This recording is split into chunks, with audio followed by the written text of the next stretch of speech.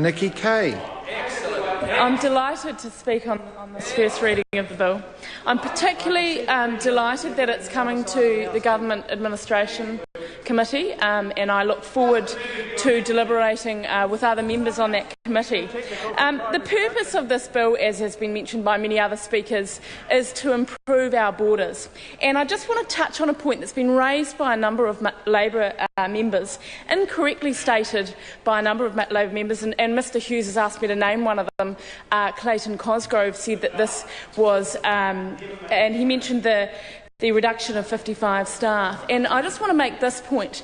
Those staff were involved in customs operations biosecurity operations at the border, but the whole point of that particular system was it was around investigating containers, and it was a user-pays system. So the issue is that in the recession, the number of containers dropped, so there wasn't the need for those particular officers, and that was in the area of biosecurity. So I think it's really important to make the point here that we are talking about two separate things. I can see how you've tried to draw the long bow in terms of border operations, but the point that we're making is that this bill, a key focus of this bill is around technology, and it is around bringing the New Zealand Customs Service into the future. I just want to raise that point regarding those particular staff. That was a user-pays system.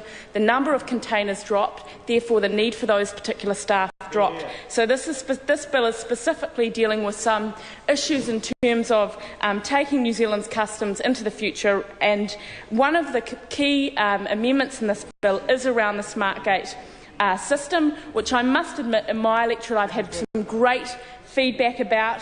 People are all for making it easier to travel between New Zealand and Australia. I think there's been a lot of good feedback regarding Prime Minister John Key and Kevin Rudd's announcements in this area. The other point that I would like to make is that there are a number of other amendments in this bill which I look forward to looking more closely at during the Select Committee process. One of them is actually focusing on technology as well, and that's around the use of future technology. The amendments will have the effect of allowing for future technology to be used instead of the traditional seal that was envisaged at the time of those definitions being drafted. So this is quite important because it actually will enable, it might include smart packages that are able to detect interference with their contents. And that's crucial because we need to be able to know that the packages that are coming in have not been interfered with, and we need to use technology to help us to do that. So the previous speaker, Grant Robertson, mentioned, or he criticised our government in terms of investment in people. But one of the key points of this bill is actually that we are taking New Zealand Customs into the future and using technology. I just want to give you a bit of an example of that.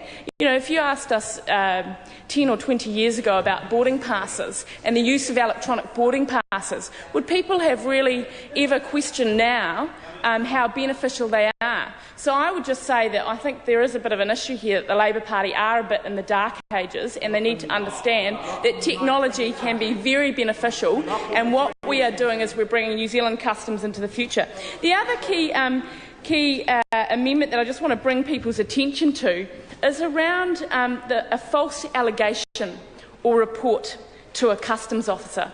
And this is a very serious issue, but I can see in the draft bill that a new offence is seen as required for people who, with false intents, allege to customs that an offence has been committed or that the safety of people or goods is jeopardised.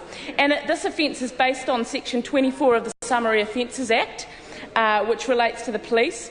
But I think this is quite crucial because we are here giving customs officers the power to penalise those people who are really wasting New Zealand Customs time. So I think there's a number of amendments here. I've mentioned the ones in particular in terms of technology that are about bringing the New Zealand Customs Service into the future. We've heard a whole lot of stuff from the Labor opposition, which I don't think is particularly relevant to this bill. I saw that David Shearer actually announced or launched Mike Lee's mayoral campaign. I don't believe he's announced that he's standing yet, but David Shearer said that he had. So there's a whole lot of irrelevant stuff that's come from the opposition, but I'm very proud to be supporting a bill that's about taking New Zealand customs into the future, supporting the technology, supporting Kiwis and Australians to be able to travel easier with each other. I'm proud to be supporting this bill.